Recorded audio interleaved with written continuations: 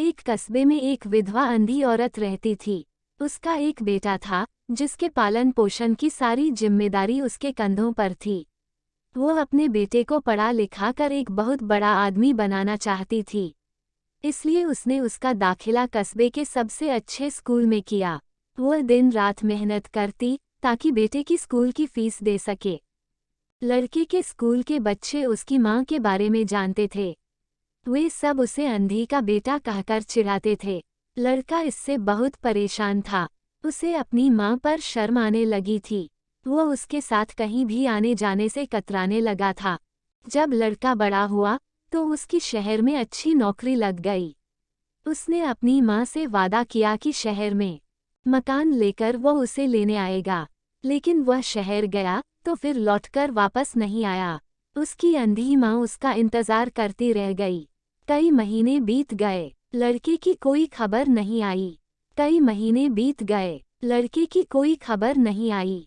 अंधी एक दिन उससे नहीं रहा गया और वह बेटे से मिलने शहर पहुंच गई। पूछते पूछते वह बेटे के ऑफिस पहुंची। वहां सिक्योरिटी गार्ड ने उसे रोक दिया। अंधी औरत ने गार्ड को अपने बेटे का नाम बताया और बोली कि उससे जाकर कह दो कि गांव से कोई मिलने आया है। गार्ड ने जाकर उसके बेटे को बताया।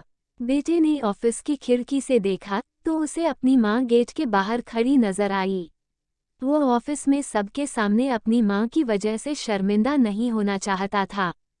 उसने कहला दिया कि वो ऑफिस में नहीं है। अंधी औरत वहां से चली गई। शाम को वह लड़का ऑफिस से घर जाने के लिए निकला।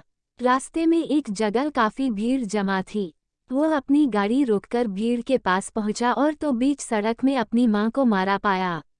उसके हाथ में एक चिट्ठी थी जिसमें लिखा था, बेटा, बड़े दिन हो गए थे, तेरी कोई खबर नहीं मिली। चिंता हो रही थी इसलिए तुझसे मिलने चली आई। तू तो अब बड़ा आदमी बन गया है। तुझसे मिलना अब शायद मुझ गरीब की किस्मत में नहीं, लेकिन मैं बहुत खुश हूँ तेरे लिए। तूने अपना ही नहीं मेरा सपना भी पूरा किया। मलाल है कि तेरी तरक्की देख नहीं सकती। काश बचपन में तेरी आंखों में सरिया न घुसा होता और मुझे तुम्हें अपनी आंखें न देनी पड़ी होती, तो तेरी तरक्की अपनी आंखों से देखकर सुकून से मरती। तेरी अंधी माँ। ये पढ़कर लड़का फूट फूट कर रोने लगा।